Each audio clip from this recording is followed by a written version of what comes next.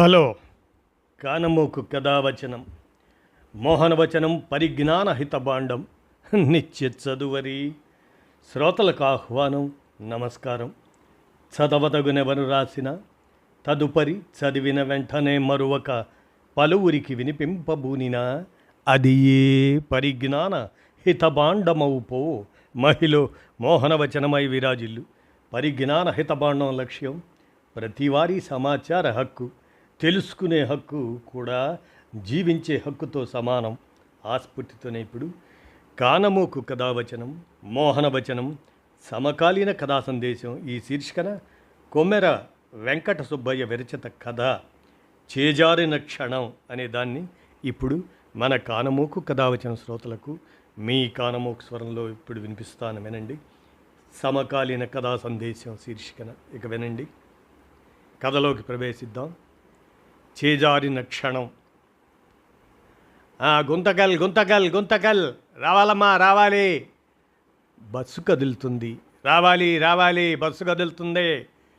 ఎల్లప్ప గొంతు ఆదోని బస్టాండ్లో మారుమోగుతుంది. మధ్యాహ్నం 2 గంటల ఎండ, తారు రోడ్డు కరుగుతున్నట్లుంది. బస్సు మీద చేయి పెడితే బొబ్బలు వచ్చేంత వేడి. ఎల్లప్ప కర్చీఫ్తో ముఖం తుడుచుకుంటూ టిక్కెట్ల బ్యాగు భుజానికి సర్దుకుంటూ తలుపు పక్కన నిలబడి జనాన్ని లోపలికి పిలుస్తున్నాడు. రావాలి రావాలి రావాలి, ఎక్కండే ఎక్కండే ఎక్కండే, టైం అయింది, డ్రైవర్ కూడా ఎక్కాడు, రండమ్మా రండి. బస్టాండ్ గోడకు వర్షం సినిమా పోస్టరు అంటించి ఉంది. సినిమా ఎంత బాగుందో అనుకుంటూ పోస్టర్ చూస్తున్న రమణ ఆఖరి నిమిషంలో బస్సు బయలుదేరుతుందన్న కండక్టర్ స్వరం విని పరిగెత్తుకొచ్చి బస్సు ఎక్కాడు. భుజాన బ్యాగు, చేతిలో ఒక ప్లాస్టిక్ సంచి. బ్యాగులో అక్కకు పిల్లలకు తీసుకెళ్తున్న కొత్త బట్టలు, సంచిలో పళ్ళు పూలు.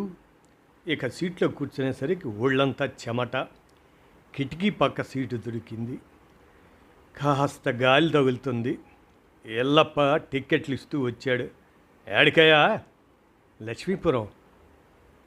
25. రమణ జేబు తడుముకున్నాడు. 100 రూపాయల నోటు తప్ప చిల్లరేమీ లేదు. ఆ నోటు తీసి ఇచ్చాడు. ఎల్లప్ప ఆ నోటు చూసి ముఖం చిట్లిచ్చాడు. 100 చిల్లర తీసుకొని బస్సు ఎక్కాలని తెలియటాయా? ఈ రూట్లో పెద్ద కాగితాలు ఎవరెవరో అందరూ 10, 20 చిల్లరే ఇచ్చారు. ఏం చేయమంటావన్నా, నా దగ్గర ఇదొక్కటే ఉంది, చిల్లరగా మార్చుకుందామని ప్రయత్నం చేశాను, దొరకలేదు, అందుకే ఇలా వచ్చేసాను. ఎల్లప్ప బ్యాగులో తడిమి చూశాడు. చిల్లర సరిపోదు. సరేలే అని నోటు తీసుకొని టికెట్ బండిల్లోంచి టికెట్ చింపి దాని వెనక భాగంలో 75 అని పెద్ద అక్షరాలతో రాసి రమణకు అందించాడు. ఇదిగో బాబు, 75 బాకీ, దిగేటప్పుడు తీసుకో. సరే అన్నా. రమణ టికెట్ షర్టు జేబులో పెట్టుకున్నాడు. బస్సు ఆదోని బస్టాండ్ దాటి మెయిన్ రోడ్డు ఎక్కింది.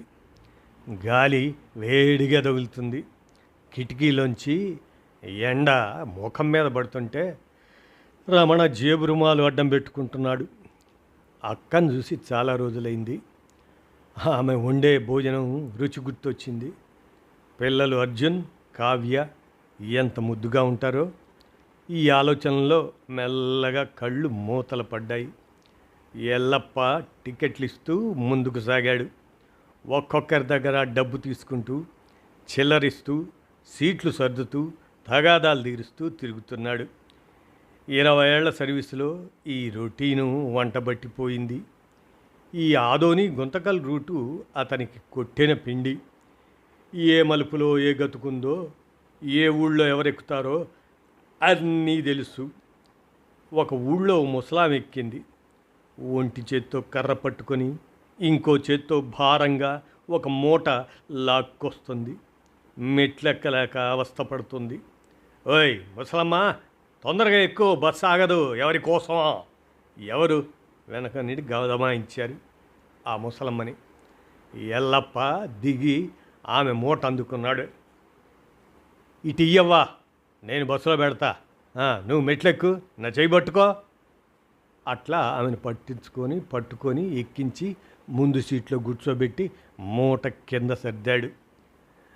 సల్లగుండు నాయనా, ముసలామె ఆయాసంతో రొప్పుతో ఆశీర్వదించింది.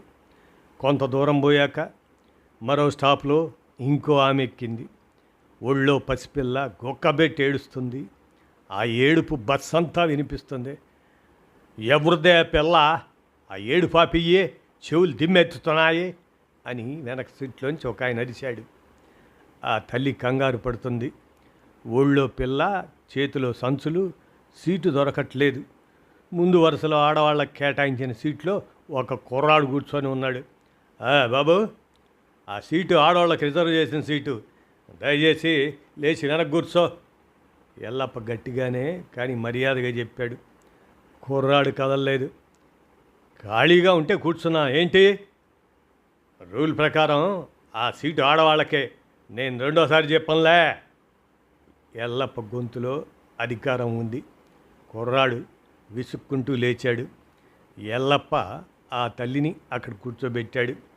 జేబులోంచి ఒక చిన్న చాక్లెట్ తీసి పిల్లకిచ్చాడు. బస్సులో పిల్లల ఏడుపు మామూలే, అందుకే ఎప్పుడూ 2-3 చాక్లెట్ జేబులో ఉంచుకుంటాడు. పిల్ల ఏడుపాపి చాక్లెట్ తింటూ మెరుస్తున్న దాని కవర్తో ఆడుకోవటం మొదలుపెట్టింది. ఎంత మంచోడు అన్నా! ఆ తల్లి కళ్ళల్లో కృతజ్ఞత. ఏం లేదమ్మా, నాకు ఇంట్లో 2 పిల్లలు ఉన్నారో, పిల్లల ఏడుపు చూస్తే ఉండబుద్ధి కాదు అంటూ ఎల్లప్ప కర్చీఫ్తో చెమట తుడుచుకుంటూ ముందుకు నడిచాడు. రమణ నిద్ర కళ్ళతో ఇదంతా చూస్తూనే ఉన్నాడు. ఎంత మంచివాడు ఈ కండక్టరు, ఈ రోజుల్లో ఇలాంటి వాళ్ళు చాలా అరుదు అనుకొని మళ్ళీ కళ్ళు మూసుకున్నాడు. బస్సు ఊపులో నిద్ర పట్టేసింది. లక్ష్మీపురం అంటూ ఎల్లప్ప కేకేశాడు. రమణ ఉలిక్కిపడి లేచాడు. నిద్రమత్తులో కళ్ళు నలుపుకుంటూ చుట్టూ చూశాడు. అయ్యో, నా స్టాప్ వచ్చేసిందా అంటూ గబగబా బ్యాగ్ భుజానేసుకొని సంచి తీసుకొని తలుపు దగ్గరికి చేరుకున్నాడు. అలా థ్యాంక్స్ అన్నా అని రమణ దిగిపోయాడు. అక్క ఇల్లు ఒక ఫర్లాంగ్ దూరమే. బస్ స్టాప్ పక్కనే ఉన్న సుబ్బయ్య టీ కొట్టు దగ్గర ఆగి, బాబాయ్ బాగున్నావా అని పలకరించాడు. చాన్నాళ్ళకు వచ్చినావే రమణ అని సుబ్బయ్య నవ్వాడు. రమణ నవ్వుతూ చెయ్యి ఊపి వేగంగా అక్క ఇంటి వైపు నడిచాడు. ఎల్లప్ప తలుపు పక్కన ఉన్న తన సీట్లో కూర్చొని ఉన్నాడు. రమణ దిగి వేగంగా వెళ్ళిపోవటం చూశాడు. ఆ కుర్రాడు 100 నోటు ఇచ్చాడని, చిల్లర తీసుకోలేదని బాగా గుర్తుంది. టికెట్ వెనక బాకీ రాసిచ్చాడు, గుర్తు కూడా చేశాడు. అయినా ఆ కుర్రాడు నిద్రమత్తులో హడావుడిగా దిగిపోయాడు. బాబు ఆగు, నీ చిల్లరా అని పిలవాలనుకున్నాడు ఎల్లప్ప. మాట నోటి వరకు వచ్చింది, చెయ్యి కూడా ఎత్తాడు. కానీ ఎల్లప్ప చెయ్యి అలాగే ఆగిపోయింది. గొంతు ఎండిపోయింది. లోపల ఏదో గొంతు పిలుపు, అతని డబ్బు అతనికి ఇయ్యి అని హెచ్చరిస్తుంది. కానీ ఇంకో గొంతు, వాడే మర్చిపోయినాడు, టికెట్ వెనక రాసిచ్చినా కూడా కదా, నీ తప్పే ఉంది అని సమర్థించింది. ఆ 2 గొంతుల మధ్య ఎల్లప్ప ఒక క్షణం నలిగిపోయాడు. సాయంత్రం అమ్మను డాక్టర్ దగ్గర తీసుకెళ్ళాలి, మందులకు డబ్బులు కావాలి. ఆ ఆలోచన మెదడులో ఉంది. ఏదో తెలియని బలం ఆ ఎత్తిన చేతిని వెనక్కి లాగి దించేసినట్లయింది. నోరు మూసుకుపోయింది. ఒక్క క్షణం అంతే. రమణ తిరిగి చూడలేదు. మలుపు తిరిగి కనిపించకుండా పోయాడు. ఎల్లప్ప కిటికీ ఊసలు పట్టుకొని కూర్చుండిపోయాడు చూస్తూ. మెడలో ఉన్న విజిల్ తాడును వేళ్లతో తిప్పుతూ ఏదో ఆలోచనలో మునిగిపోయాడు. కండక్టరు, విజిలేవయా అని ఎవరో అరిచారు. ఎల్లప్ప ఉలిక్కిపడి ఈ లోకంలోకి వచ్చాడు. నేను చేయాల్సింది చేశాను. టికెట్ వెనక రాసి ఇచ్చినా, గుర్తు చేసినా ఇందులో నా తప్పే ఉంది. తనలో తాను గొణుక్కుంటున్నాడు ఎల్లప్ప. కానీ ఆ మాటలు అతన్ని ఒప్పించలేకపోతున్నాయి. విజిలేశాడు. బస్సు ముందుకు కదిలింది. ఓ అరగంట ప్రయాణం తర్వాత రోడ్డు మీద ఒక జీపు అడ్డంగా నిలబడి కనిపించింది. RTC flying squad. బస్సుకు చెయ్యి చూపించి ఆపారు. 2 అధికారులు ఎక్కారు. ముందు ఎక్కిన ఆయన ఐడి కార్డు మెడలో వేలాడుతుంది. చేతిలో ఫైలు. ఆకస్మిక తనిఖీ. కండక్టర్, ఆ లాగ్ బుక్ ఇవ్వండి అన్నాడు. ఎల్లప్ప గుండె వేగంగా కొట్టుకుంటుంది. వణుకుతున్న చేతులతో లాగ్ బుక్ ఇచ్చాడు. నుదుటి మీద చెమట పట్టింది. రెండో అధికారి ప్రయాణికుల దగ్గర టికెట్ చెక్ చేసి వచ్చాడు. టిక్కెట్లన్నీ సరిగ్గానే ఉన్నాయి సార్ అని చెప్పాడు. మొదటి అధికారి తల ఊపాడు. అయితే ఎల్లప్ప ముఖంలో కంగారు, చేతుల్లో వణుకు ఆయన కంటపడ్డాయి. ఏళ్ల అనుభవంతో వచ్చిన సహజమైన అనుమానం. బ్యాగ్ ఇవ్వండి, క్యాష్ కూడా ఒకసారి చెక్ చేస్తాం. ఎల్లప్ప గుండె ఆగినంత పనైంది. బ్యాగ్ ఇచ్చాడు. ఆ అధికారి టికెట్ లాగ్ బుక్ తీసుకొని కౌంటర్ ఫైల్స్ చూశాడు. ఇష్యూ అయిన టిక్కెట్ల మొత్తాన్ని లెక్కగట్టి బ్యాగులోని డబ్బు, ఒక్కొక్క నోటును, నాణ్యాన్ని లెక్కగట్టాడు. బస్సు అంతా నిశ్శబ్దం. మొదటి అధికారి రెండో అధికారి వైపు తిరిగాడు. టిక్కెట్లు ఇష్యూ అయిన లెక్క ప్రకారం బ్యాగులో ఉండాల్సిన దానికంటే 75 ఎక్కువ ఉంది. ఎక్కువ ఉంటే ఎక్కువే, కారణం ఏదైనా తేడాయే. టిక్కెట్ల లెక్కకు నగదుకు పొంతన కుదరాలి. తేడా ఉంటే సమాధానం చెప్పాల్సింది కండక్టరే. మొదటి అధికారి ఎల్లప్ప వైపు తిరిగాడు. ఎల్లప్ప గారు, ఏమిటి విషయం? ఎల్లప్ప గొంతెండిపోయింది. సార్, ఒక ప్యాసింజర్ 100 నోటు ఇచ్చాడు. చిల్లర లేక టికెట్ వెనక రాసి ఇచ్చినా ఆ పిల్లగాడు తీసుకోకుండా దిగిపోయినట్లున్నాడు సార్. మొదటి అధికారి ఒక్క క్షణం ఆగాడు. నిబంధనల ప్రకారం నడుచుకోవాలి. మిమ్మల్ని విధుల నుండి తాత్కాలికంగా తప్పిస్తున్నాం. డిపో స్పేరుగా ఉంటారు. మీ వివరణ డిపో మేనేజర్కి ఇవ్వండి. మెమో రాసి ఎల్లప్ప చేతిలో పెట్టాడు. ఆ ఇద్దరు బస్సు దిగిపోయారు. బస్సు కదిలింది.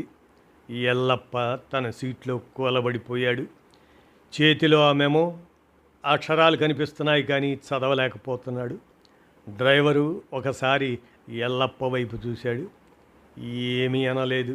ఏం చెప్పగలడు? విచారవదనంతోనే ఎల్లప్ప గుంతకల్ నుండి ఆదోని రిటర్న్ ట్రిప్ కూడా పూర్తి చేశాడు. ఫ్లయింగ్ స్క్వాడ్ అధికారులు ఇచ్చిన మెమోను డిపోలో ఇచ్చాడు. బయటికి వచ్చి బెంచి మీద కూర్చున్నాడు. ఆ రాత్రి లక్ష్మీపురంలో అక్క లక్ష్మి ఇంట్లో భోజనాలు అయ్యాయి. అక్క వండిన ఆ రుచికరమైన భోజనం రమణకు ప్రాణం లేచొచ్చింది. పిల్లలు అర్జున్, కావ్య కొత్త బట్టలు చూసి మురిసిపోయి ఆడుకొని అలసిపోయి నిద్రపోయారు. ఇల్లంతా ప్రశాంతం. రమణ షర్టు విప్పుతూ జేబులో చేయి పెట్టాడు. కాగితం తగిలింది. తీసి చూస్తే టికెట్ వెనక 75 అని కండక్టర్ రాసిన అక్షరాలు. అయ్యో, కండక్టర్ దగ్గర చిల్లర తీసుకోవడం పూర్తిగా మర్చిపోయానే. ఒక క్షణం అతనికి కాస్త అసంతృప్తి కలిగింది. 75 రూపాయలు పోయాయే అని. కానీ వెంటనే ఆ కండక్టర్ ముఖం గుర్తొచ్చింది. ముసలామె మూట మోసి ఎక్కిచ్చాడు. చంటి పిల్లకి చాక్లెట్ ఇచ్చి ఏడు పాపిచ్చాడు. ఆ కుర్రాన్ని లేపి ఆ తల్లికి సీట్ ఇప్పించాడు. ఎంత మంచితనం. పోనీలే, 75 రూపాయలే కదా, చిన్న మొత్తం. ఆయన ఎంతో మంచివాడు. ఆ డబ్బు ఆయనకు ఉపయోగపడుతుందిలే అనుకుంటూ ఆ టికెట్ను జేబులోంచి తీసి మంచం పక్కన పడేసి షర్టును గోడ మేకుకు తగిలించి దుప్పటి కప్పుకొని కళ్ళు మూసుకున్నాడు. నిద్రలోకి జారిపోయాడు. తెల్లవారింది. రమణ ఇంకా నిద్రలో ఉన్నాడు. లక్ష్మి పొద్దున్నే లేచి ఇల్లంతా ఊడ్చింది. మంచం పక్కన పడి ఉన్న కాగితాలు, చాక్లెట్ ర్యాపర్లు, పిల్లలు ఆడుకొని విసిరేసిన చెత్త, ఇదంతా ఆ చెత్త అంతా ఒకసారిగా చీపురుతో ఊడ్చి వెనక వాకిట్లో చెత్త కుప్పలో పడేసింది. మర్నాడు ఉదయం ఆదోని డిపోలో ఎల్లప్ప విషయం అందరికీ తెలిసిపోయింది. తోటి కండక్టర్లు డ్రైవర్లు చూస్తున్నారు. కొందరు జాలిగా, కొందరు అనుమానంగా. ఎల్లప్ప తల దించుకొని బెంచి మీద కూర్చున్నాడు. బెంచి అవతల కొందరు కండక్టర్లు మాట్లాడుకుంటున్నారు. ఎల్లప్ప మీద కేసా? నమ్మశక్యంగా లేదు అన్నాడు ఒకడు. అలాగనే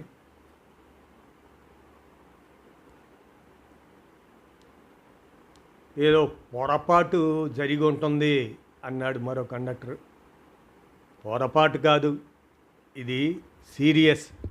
క్యాష్ బ్యాగ్లో టిక్కెట్ల డబ్బు కంటే తక్కువ ఉంటే అదో రకం, కానీ ఎక్కువ ఉంటే అంటే టిక్కెట్ ఇవ్వకుండా ప్యాసింజర్ల దగ్గర డబ్బు వసూలు చేసి జేబులో వేసుకున్నాడని అర్థం. అట్లా చేస్తే ఆ డబ్బు రికార్డులో కనిపించదు, కౌంటర్లో కట్టక్కర్లేదు, ఆర్టీసీకి చేరదు. అందుకే ఫ్లయింగ్ స్క్వాడ్ దీన్ని తీవ్రంగా చూస్తుంది అన్నాడు మూడో కండక్టర్. నిట్టూర్చాడు. యూనియన్ లీడర్ వెంకటేశం వచ్చాడు. సన్నగా ఉంటాడు, కానీ కార్మికుల సంక్షేమం అతని ఊపిరి.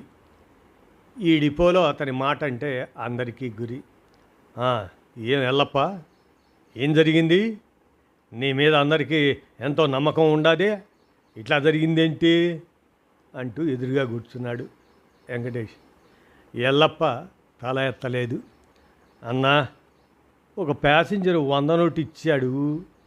చిల్లర లేక టికెట్ వెనక రాసి ఇచ్చినా ఆ పిల్లగాడు తీసుకోకుండా దిగిపోయినాడు. నేను పిలవాలనుకున్నా కానీ పిలవలేదు. ఆ పిలవలేదనే మాటలో ఎల్లప్ప గొంతు పూర్తిగా జారిపోయింది అపరాధ భావనతో. వెంకటేష్ ఒక నిమిషం ఎల్లప్ప ముఖం చూశాడు. 20 ఏళ్ళ నుండి తెలిసిన మనిషి. ఆ ప్యాసింజర్ ఏడ దిగినాడు? లక్ష్మీపురంలో అన్నా. చిన్న ఊరే కదా, దొరుకుతాడులే, తొందరగా పోదాం, అతని దగ్గర జరిగింది రాయించుకుందాం. లక్ష్మీపురంలో బస్సు దిగ్గానే సుబ్బయ్య టీ కొట్టు కనిపించింది. వెంకటేష్ అడిగాడు, ఈడ నేను సాయంత్రం మా బస్సులో కుర్రాడు దిగినాడు. భుజాన బ్యాగు, చేతిలో ప్లాస్టిక్ సంచి ఉంటాయే.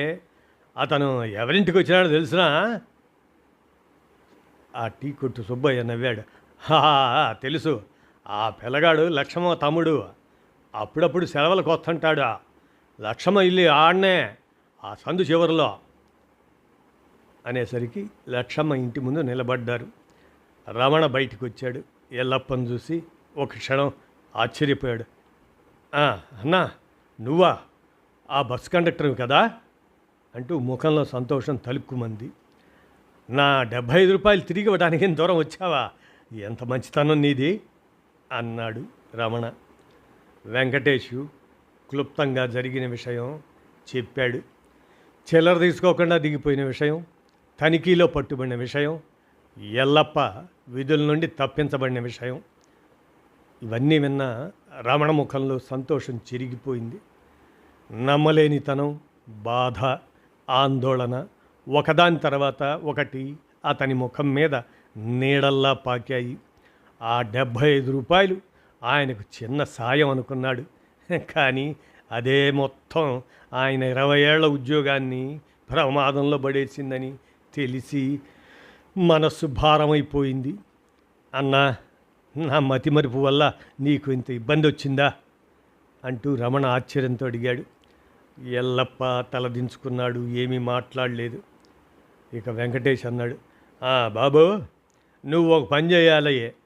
నువ్వు 100 నోటు ఇచ్చినట్లు, కండక్టర్ టికెట్ వెనక బాకీ రాసి ఇచ్చినట్లు, నువ్వు మర్చిపోయి చిల్లర తీసుకోకుండా దిగిపోయినట్టు ఓ స్టేట్మెంట్ రాసి ఇయ్యి. ఆ టికెట్ కూడా ఇయ్యి. టికెట్? రమణ ఒక క్షణం ఆగాడు. నిన్న రాత్రి టికెట్ జేబులోంచి తీసి కింద పడేశాడు.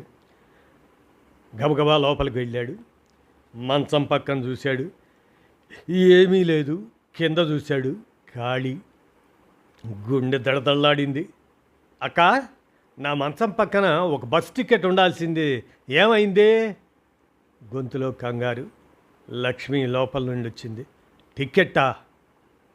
ఏమో పొద్దున ఊడ్చేటప్పుడు కింద పడి ఉంటే చెత్తలో వేసేసి ఉంటాను. ఆ వెనక వాకిట్లో చెత్త కుప్పలో ఉందేమో చూడు. రమణ వెనక వాకిట్లోకి పరిగెత్తాడు. చెత్త కుప్పలో వెతకటం మొదలుపెట్టాడు. తడిసిన టీ పొడి, కూరగాయల తొక్కలు, కాగితాలు, చాక్లెట్ ర్యాపర్లు అన్నీ కలిసిపోయి ఉన్నాయి. ఇక ఒక్కో కాగితం తీసి చూస్తున్నాడు. అక్కడే ఉంది, తడిసి మడతలు పడి ముడుచుకుపోయి ఉంది ఆ టికెట్. తిప్పి చూశాడు. వెనక 75 అని రాసిన అక్షరాలు కనిపించాయి. తడిసినా చెరిగిపోలేదు. రమణ ఆ టిక్కెట్ను ఒక అమూల్యమైన వస్తువులా జాగ్రత్తగా అందుకొని షర్టు అంచుతో తుడిచాడు. రమణ లోపల నుండి వస్తూ కాగితం పెన్ను కూడా తీసుకొని వచ్చాడు. వెంకటేష్ చెప్పినట్లు ఒక్కో విషయం రాసి సంతకం పెట్టాడు. టిక్కెట్ కూడా ఇచ్చాడు. అన్నా, ఇంతేకాదు, నేను స్వయంగా డిపోకి వచ్చి మేనేజర్ ముందు చెప్పమన్నా నిజం చెబుతాను. ఏమైనా సరే ఈ విషయం నేను సరిచేస్తాను, నువ్వు కంగారు పడకు అన్నాడు రమణ ఎల్లప్ప చెయ్యి పట్టుకొని. ఎల్లప్ప తల అడ్డంగా ఊపాడు. నీ తప్పు కాదు బాబు, నా బలహీనత. నేనే తిరిగి ఇచ్చేయాల్సింది. పిలవాలనుకున్నా, కానీ ఆ ఒక్క క్షణంలో మాట పూర్తి చేయలేకపోయాడు ఎల్లప్ప. 2 రోజుల తర్వాత రమణ స్వయంగా ఆదోని డిపోకు వచ్చాడు. డిపో మేనేజర్ ముందు విషయం వివరించాడు. డిపో మేనేజరు రమణ స్టేట్మెంట్ చదివాడు. టికెట్ వెనక ఎల్లప్ప రాసిన 75 అంకెలు చూశాడు. తనిఖీ బృందం రిపోర్టు కూడా చూశాడు. ఎల్లప్ప, ఆ ప్యాసింజర్ స్వయంగా వచ్చి చెప్పాడు. టిక్కెట్టు, దాని వెనక నువ్వు రాసిన అంకెలు ఆధారంగా ఉన్నాయి. నువ్వు తప్పు చేయలేదని నమ్ముతున్నాను. అయితే ఆ అదనపు డబ్బు నీ బ్యాగులో ఉండటానికి నువ్వే కారణం. నీ సర్వీస్ రికార్డులో రాతపూర్వక హెచ్చరికగా నమోదు చేస్తున్నాం. ఇక ముందు ఇట్లాంటిది జరగకుండా చూసుకో. రేపటి నుండి డ్యూటీలో చేరవచ్చు అని అన్నాడు మేనేజర్. ఎల్లప్ప తల ఊపాడు. బయటికి వచ్చాడు. వెంకటేష్ బయట నిలబడి ఉన్నాడు. అన్నా, ఆ ఒక్క క్షణం నా 20 ఏళ్ల బతుకును మింగేసేదే. ఎల్లప్ప గొంతు బొంగిరిపోయింది. వెంకటేషు ఏమీ అనలేదు. ఎల్లప్ప భుజం మీద చెయ్యి వేశాడు. మరుసటి రోజు ఉదయం ఆదోని బస్టాండ్ ఎల్లప్ప టిక్కెట్ల బ్యాగ్ భుజాన వేసుకొని తలుపు పక్కన నిలబడ్డాడు. అదే రూటు, అదే బస్సు, అదే ఎండ. గుంతకల్ గుంతకల్ గుంతకల్ గుంతకల్, రావాలమ్మా, రావాలి రావాలి, అదే గొంతు. కానీ ఆ గొంతులో ఇప్పుడు ఒక తడి ఉంది. మునుపటి గొంతే, కానీ ఆ గొంతు యజమాని మునుపటి మనిషి కాదు. ఆ ఒక్క క్షణం అతన్ని మార్చేసింది ఎప్పటికీ. ఇదండి కథ. చేజారిన క్షణం అనేటువంటి ఈ కథను కొమ్మెర వెంకట సుబ్బయ్య రచించి అందజేయగా, మన కానమూకు కథావచనం, మోహనవచనం, సమకాలీన కథా సందేశం శీర్షికన ఈ కథను వినిపించాను. విన్నారుగా, ధన్యవాదాలు.